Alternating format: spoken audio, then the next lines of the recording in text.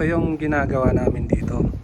Ang 105 light gun Canon na galing sa France. Produkto ng France. Ngayon, kakalibrate namin to. Ilalagay namin tong mga to. GPS, screen at digital component niya. Wirings, ayan.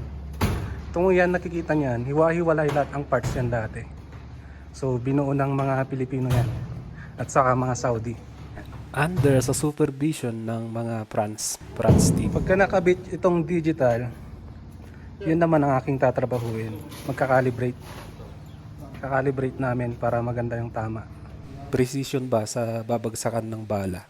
So lahat yan dati, hiwa-hiwalay by parts. Pagdating dito sa Saudi, inassemble na namin hanggang nabuo yung Canon na yan. Kuya Jimmy Patungan, ang ating mechanic, hydraulic mechanic. Saka si Jason Otrera, poging-pogi, Ilocano, ang ating mechanic. Ang ating electrical, yung team leader dito, si Kuya Joe.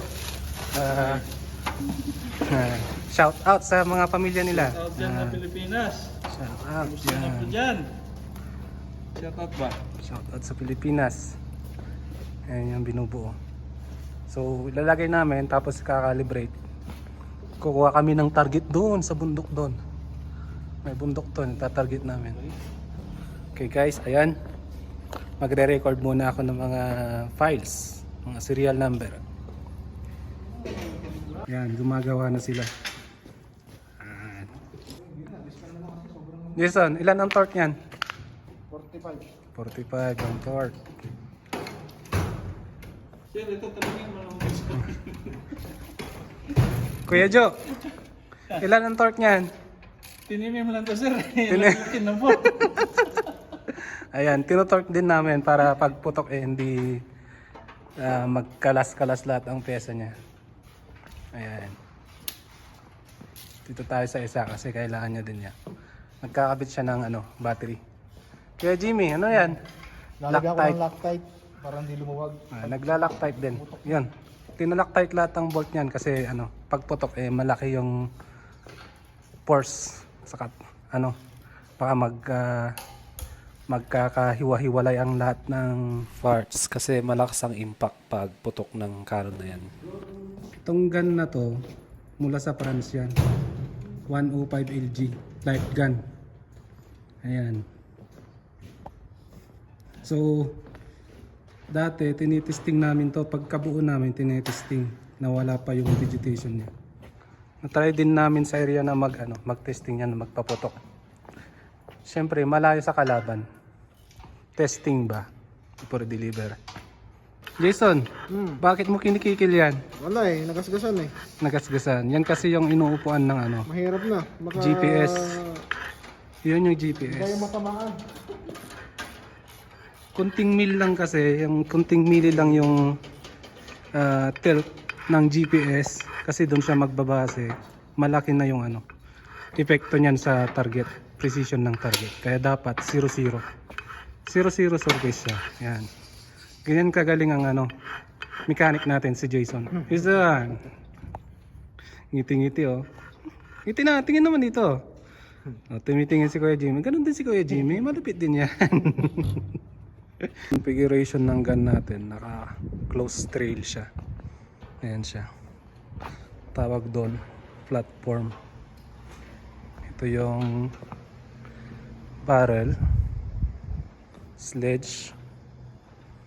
Dito umuupo yung GPS. Diyan yung GPS. Ito yung accumulator, yung goniometer holder, yung sight, saka ito yung trail, ito yung elevation, ito yung traverse, kasarado yung bridge block tawag dito, bridge block. So ito yung sa tinututo ng pwede ito ng pick up, Toyota pick up. Ito yung sa hydraulic system nya, yan. Yan si Kuya Jimmy, linalagay na niya yung battery. Ito yung carburetor. Magkahalong hydraulic at saka nitrogen. Ito rin, ganun din to. Hydraulic at nitrogen din ang ano yan, composition yan. Yan yung ano, composition niya. Recoiling composition niya. Ito, 3 piston. Tapos nakalink lahat yan. Link sa recuperator. Ayan, tinataas niya yung ano, barrel. Mag-check yan ng ano, kung may sasagi sa wire niya. Yung isa nag-harness. Saan? Taas baba? Taas baba. Taas mo. Okay lang yung sa hydraulic. Magaan, mabigat. Normal siya. Yan. Elevation, nag-check ng elevation. Kung tama yung ano, pwersa. Minsan mabigat kasi dinadagdagan namin yung oil. Okay? Okay. So ayan, pagkatapos ng ma-check ng mechanic natin, tayo naman ang sasalang bilang QC. I-assure natin na ang ginagawa ng mga mechanic at mga electrician natin ay tama. So ayan, chine-check natin ang taas baba. Nang gata? So all goods naman tayo. Yan, sumasabay si Kuya Jimmy. Pagkatapos ni Jason, yung mechanic nating isa, si Kuya Jimmy naman ang magte-testing. Yung kasing pagpapainalize ng wiring yan, kailangan ma-check lahat para pag taas baba, pag turn ng kaliwat kanan ay walang matatama ang mga wire o kaya mga parts na nakausli. So yan, chine-check niya. So ayan, tapos na silang mag-install ng mga digitation. I-check na natin to. Yan. So yan yung battery, na-install na nila. Wirings na. Ayan na.